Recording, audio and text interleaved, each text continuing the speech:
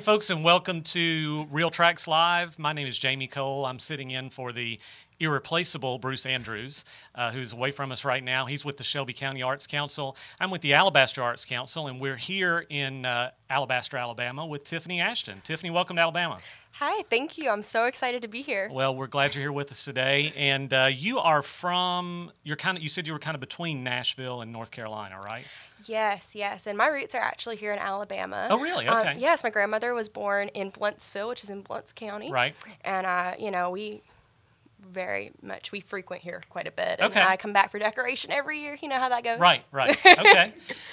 So do you live in Nashville? Do you live in North Carolina? Is the answer to both questions yes? The answer to both questions is yes right now. So I go back and forth right now. Lots and lots of road tripping, but wouldn't have it any other way. I love Nashville. That is where I do most of my work out of. So I'm there pretty much 2 times a month right now for extended periods. So it feels like I live both places. So Nashville's work and North Carolina's home, at least right now. Yeah, for right now. Okay. Obviously, you're a country musician. We're going to hear some of your work today. Country music means a lot of things to a lot of people. It depends on who you ask. Oh, yes. So many categories: pop, Americana, folk. Oh, yeah. Old Nashville, new Nashville. Instead of me trying to describe what I've heard today or what we're going to hear today, tell us how you would describe your music.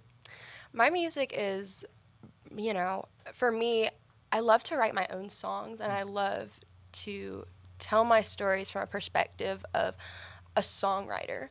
So that's very different sometimes than even some of the things that you hear on the radio, because for me, that's me telling my personal story, or sometimes even if it's not completely autobiographical, it's like the emotion that I felt in that moment, even if it was an extreme emotion. So I've heard some writers talk about how even though like it's them, it's almost like a more extreme version of themselves that comes out in their songwriting, and so that's kind of what I'd describe my music as.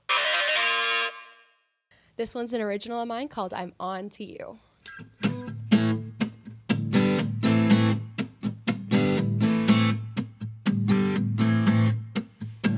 You think you're slick, but boy, you're not. Like I believe the company has you staying late every night. Ooh, I'm on to you. And ooh, I'm on to you. And you can say you love me a million ways, but I got this feeling I just can't shake. Ooh, you better believe I'm on to you.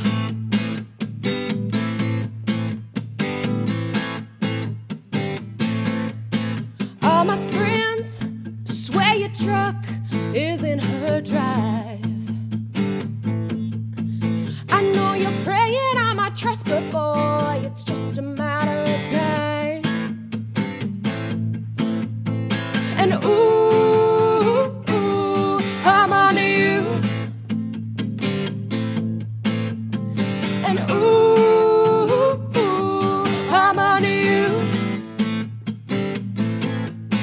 And you can say you love me a million ways, but I got this feeling I just can't chase. Ooh, you better believe I'm on to you.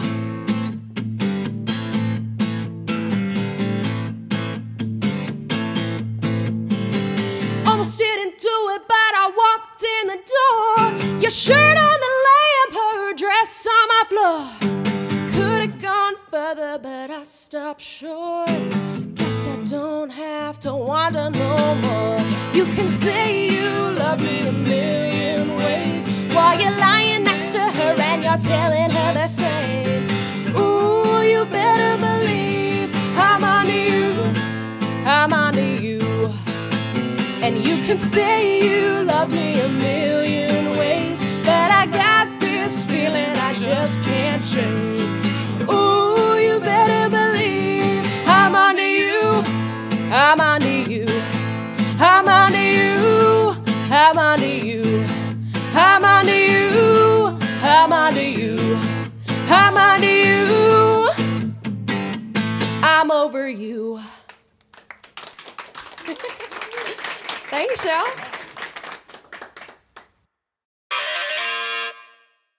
We're polite here, so we won't ask your age, but I think our viewers can tell that you're a youngin'.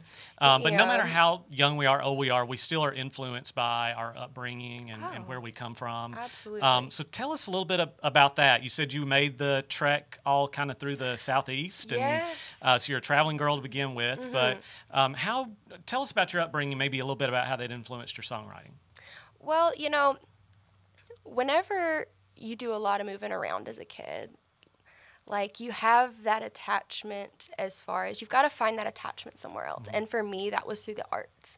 Like, I always loved to sing. Like, from the time anybody would listen to me, like, I would be dressed up in my little princess outfit.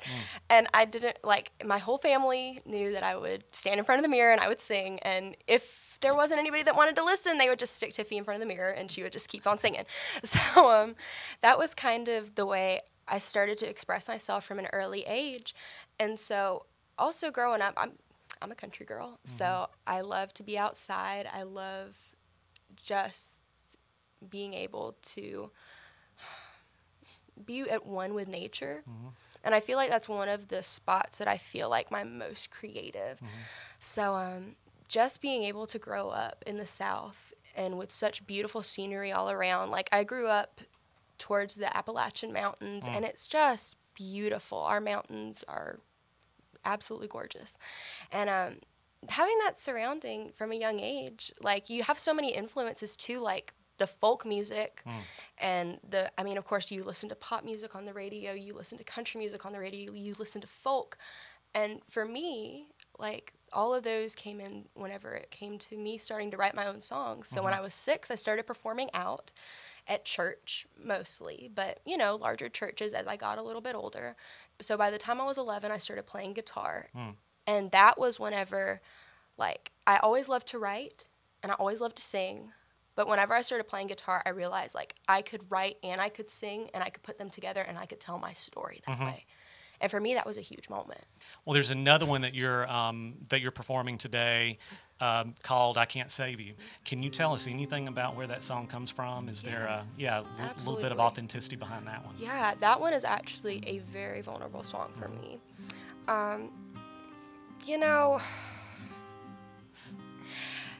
It was one of those songs that came in a moment of rawness. Obviously, I was in a relationship that was very much one-sided.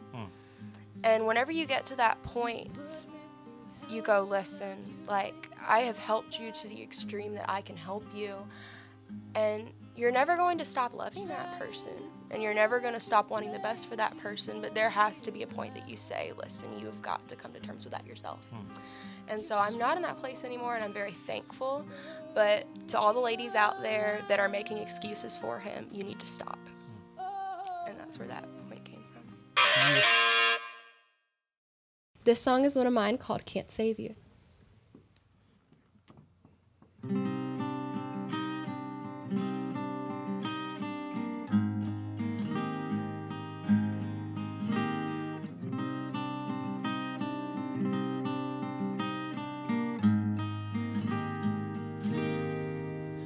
You say I'm an angel to love the devil out of you.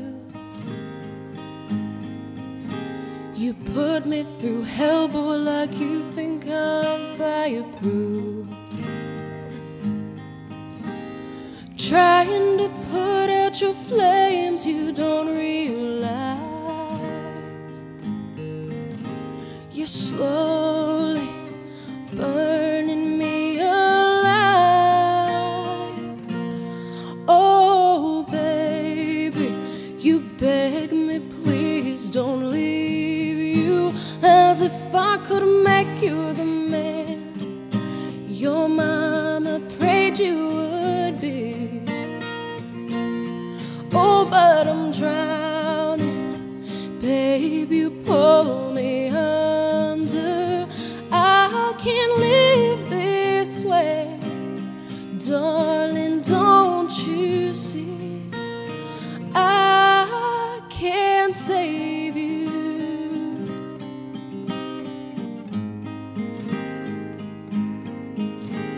say I'm the one that keeps you walking the line,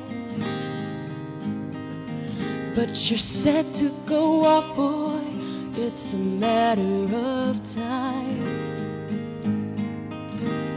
Guess you can say love ain't always enough. You can't take me with you when you self-destruct. Oh, baby, you beg me, please don't leave you, as if I could make you the man your mama prayed you would be. Oh, but I'm drowning, babe, you pull me under. I can't live this way, darling, don't you see? I can't save you.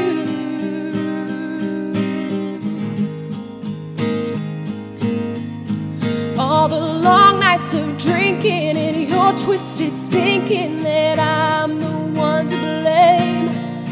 You need Jesus, the gospel, some pills, or a hospital. I can't make you change. Oh, baby, you beg me, please don't leave you, as if I could make you the man your mama prayed you would be. Oh, but I'm drowning, babe, you pull me under. I can't live this way, darling, don't you see? I can't save you.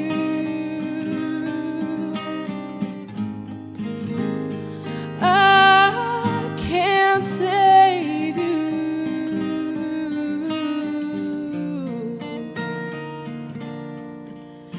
You say I'm an angel of the devil out of you.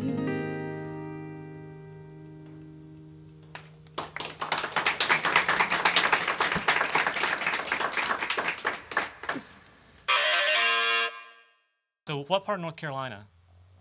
I was raised up in Winston-Salem area, so kind of like the foothills of the Appalachians, so beautiful, beautiful area. So you're pretty close to that Carter family Oh, area. yeah, actually. In your music, you can hear those sort of family harmonies and that really close harmony. That I can see how that would have influenced your music. Well, thank you. Yeah. I actually, the McGee's from up in that area, they're a big name in bluegrass. Actually, those were the people that taught me to play guitar. So. Oh, wow. Yeah, yeah. So you started playing when you were 11, you said. So yes. how did you learn? And was guitar your first instrument, natural instrument? Did you play other things? It was. I also learned a little bit of piano whenever I was younger that I still have with me today. But I, the McGee's taught me how to play guitar. Ralph McGee did. And so some of the first stuff that I learned to play on guitar was the Carter Sisters. Sure. And I love all of that. So that was a big influence to me as I was growing up. Well, let's take the mirror out of the equation, your time alone in nature out of the equation, and think about the first times that you performed publicly. Do you remember any of that when you were young? And what were the songs? Obviously, you weren't writing songs when you were 5 or 6, or maybe you were. I don't know. Yeah, that's an interesting story, actually. So whenever I was around 5 or 6, I started performing out in churches. I would do Amazing Grace, and that's always, it's a special song to me. It's really near and dear to my heart. So I started performing out and singing that song whenever I was 5 and 6 at big churches. And, whenever I was younger, I actually have a visual memory problem. So if you show me something and you take it away really fast, I don't remember it. It doesn't bank in my visual memory. So one of the ways that I first started songwriting was my teachers couldn't figure out how to get me to retain information. So they were like, find anything. We don't care what it is. So I was like, okay, I'm going to sing. That's something I love to do anyway. So I just started. So even until I was in high school, that was how I learned things. That's how I retained everything. Sitting in a vocabulary test, I was that kid that was kind of to themselves, but listening in their head to something that nobody else could hear. That was me. So But I read that you also used to sing along with movies. You've got a Broadway influence. Do you have any favorites as far as that kind of stuff that maybe influenced you? I love Phantom of the Opera. Okay. Not very unexpected answer. Whenever I was younger, too, I was also trained classically by Mary Siebert with the School of the Arts in Winston-Salem, which she is a operatic singer, and she's world-renowned. So that was a very heavy early influence, too. So if you can imagine, like, a girl who loves folk music and country music and like was also trained classically and does Broadway, like, yeah, that was where I was at one point. And I kind of, like, whenever I was younger, like, I kind of had to figure out, like, what was my sound? And, you know, I love classical music. I think there's so much amazing and beautiful technique. But one thing about classical music that I feel like it's missing a little bit is, like, for me, like, with classical, a lot of times they don't want to hear your story. I mean, there's a lot of appreciation for Mozart and for Bach and for Wagner, but when it comes to telling, like, the typical everyday stories, like, listen, I just got home from work, I had the worst day at work ever, and I really need, like, a pick-me-up. Like, that's where I feel like sometimes I don't feel that in classical music like I do in country. And that's what I feel like sometimes, too, because like, there's this huge debate in country right now with bro country and with women in country and with so many different, like, avenues of people taking country their way. And I say, like, all power to you. Take country the place that it means the most to you. Like, if that means it has pop snares in it, go ahead. Because for me, like, country music is the feelings that you feel every day and the storytelling aspect in song. And that's something that country music has never deviated from, is it tells the story of the everyday people. This one is an original of mine called You Haul It. And this one and Can't Save You are both going to be on a French documentary that we are hoping will premiere the summer of 2019. So y'all be on the lookout for that. It's on the French channel M6.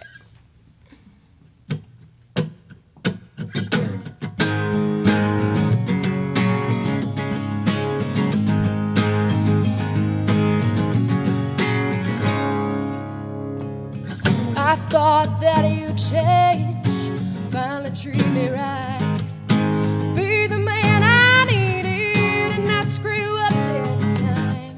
Well, baby, here we are in the same old sorry place. You've struck out all your chances, all I gotta say is you haul it, yeah, right on out my door. Baby, step on in, ain't my problem anymore.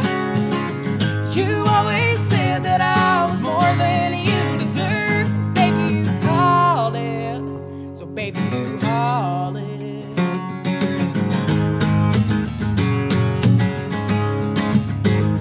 Take your favorite shirt, I won't be sleeping in tonight. And honey, while you're at it, pack your pretty lies. All of your excuses, you can leave them in the truck. For every promise that you broke, I've got a box filled up. You haul it, yeah, right on out my door. Better step on in, ain't my problem anymore. You always said that I was more than you deserve. Baby, you call it, so baby, you haul it, yeah. Save the drama and the smooth talk, you're done fooling me. Time to pack it up and kick it out, it's bye-bye, baby. You haul it, yeah, right on out my door. Baby, step on in, ain't my problem. You haul it, yeah, right on out my door. Baby, step on in, ain't my problem anymore. You always said that I was more than you deserved. Baby, you called it, so baby, you haul it.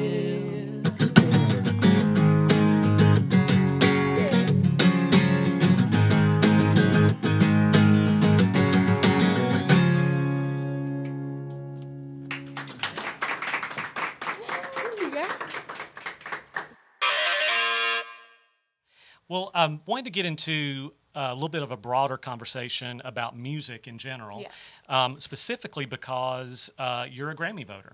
And so we're not going to ask you to reveal, and I know the ballots are out and everything, but I did want to ask you, how does one become a Grammy voter, especially at How? 21, you know, Yeah. maybe kind of new to the music industry. So how does that happen? Well, I actually am a Hollywood Music and Media Award winner from 2015, and that's actually kind of the precursor for the Academy Awards and the Oscars, which is very, very Wow. cool. Very incredible experience, but from there, a lot of my friends that are a part of that award said, hey, you really need to look into being a Grammy voter. We think you meet all the qualifications. And there's a long list of qualifications. And, you know, you send in your application, and it's also really just who they feel. I mean, you have the basic criteria that I did meet, but you send in your application, and you hope and you pray, and you're like, oh, my goodness, I would love to be a part, you know. And I was just fortunate enough that they did select me to be a part of this board, and I'm just super thankful because, I mean, worldwide there's only like 12,000 voters, I think, and so to be able to be on this board and making these decisions is huge, and I just feel so blessed to be a part of it all, you know. Yeah. I'm going to be able to go to my first Grammy Awards in 2019. Yeah. And we're just starting preparations for all of that. And of course, just sent in my final ballot the other day. Okay. So Again, I'm it's not going to exciting ask. stuff. I know. But dumb question about that. Do you Okay. only get to vote, or do you only vote in your own genre, your own categories, or can you vote for everything? Well, the way that they do it is everybody votes for the 4 main categories. So like Album of the Year, Song of the Year, the top 4. And then they're subdivided then into different genres, so like country music, pop music, etc. And then you get to kind of, from there, everybody votes on the main 4, and then you have an X amount of categories that you can vote for that you feel like you have expertise in.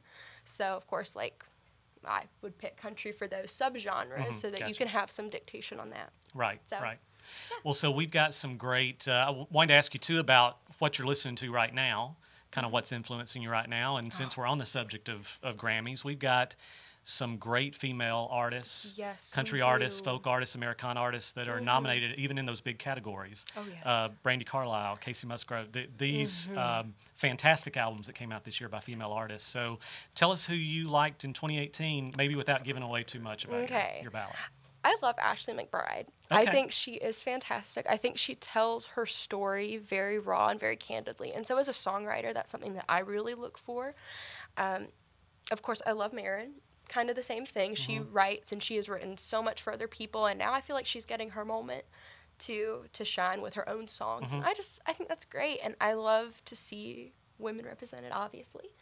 But I think that there's so much good music coming out of Nashville right now, and I'm so excited to see where 2019 takes us, because if 2018 is any indicator, it's going to be awesome. Yeah.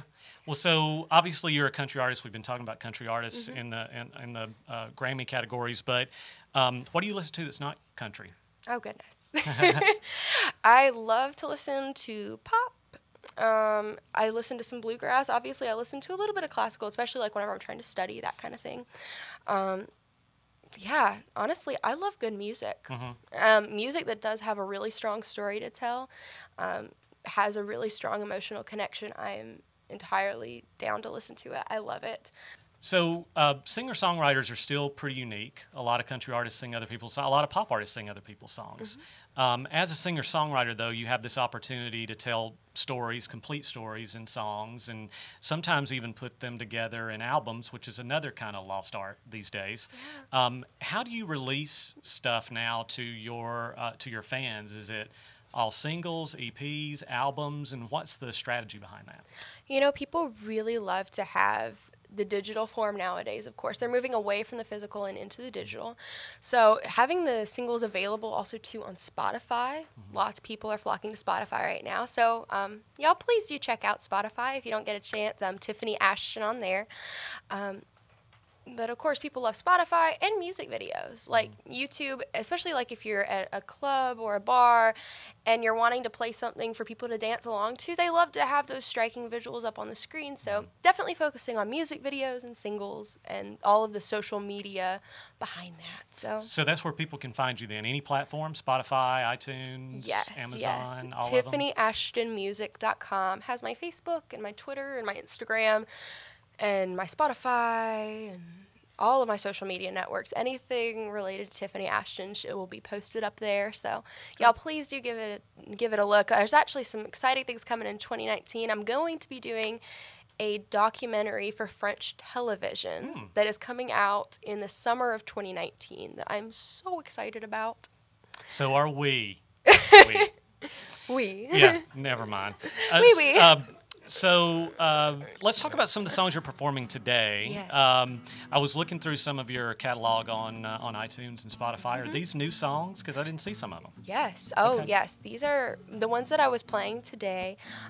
They are very, very new. Some of these are ones that we have not released yet, so y'all be on the lookout for those, and they will be coming out on my upcoming project. Right. I'm excited to have Marco Guarino here with me today to be playing along with me.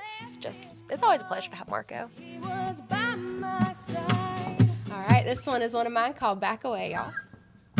2, 3.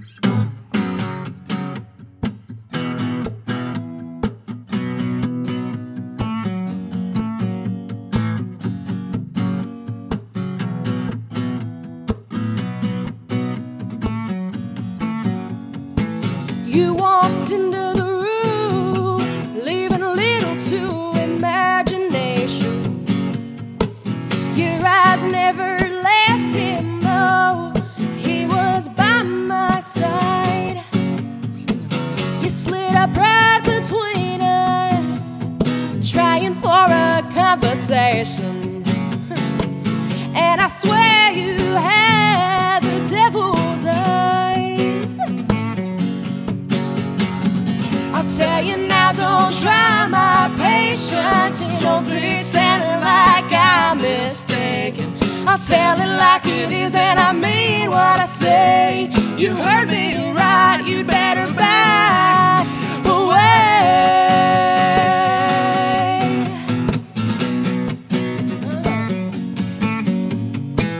I saw you touch him as if I weren't there. You're not misguided, you're a snake. You may think you're gonna get to him, but don't you dare make that mistake.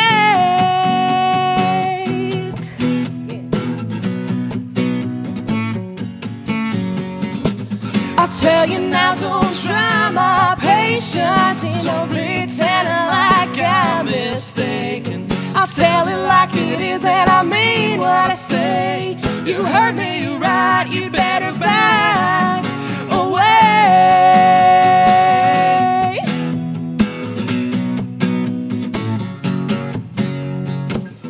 This may be something you'll regret, since you have no idea who you're messing with.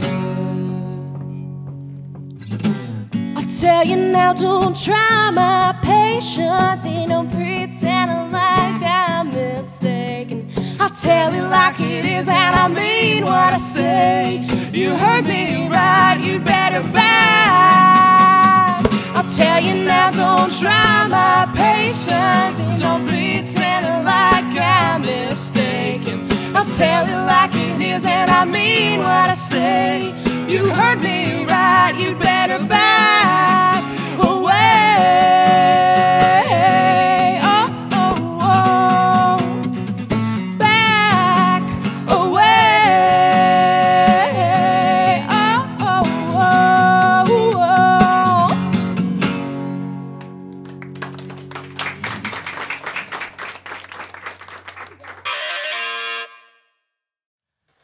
Tiffany, thanks so much for playing your new music for us here today. Thank you for having me here on Real Tracks Live. Yeah, thank you for coming to Alabama, and safe travels back to Nashville. Thank you. Good luck in 2019. We can't wait to hear what you've got going. Thank you so much. And thank you guys for joining us today on Real Tracks Live. Bruce will be back soon, we hope. And we've got more coming for you in 2019, so stay tuned. Thanks very much.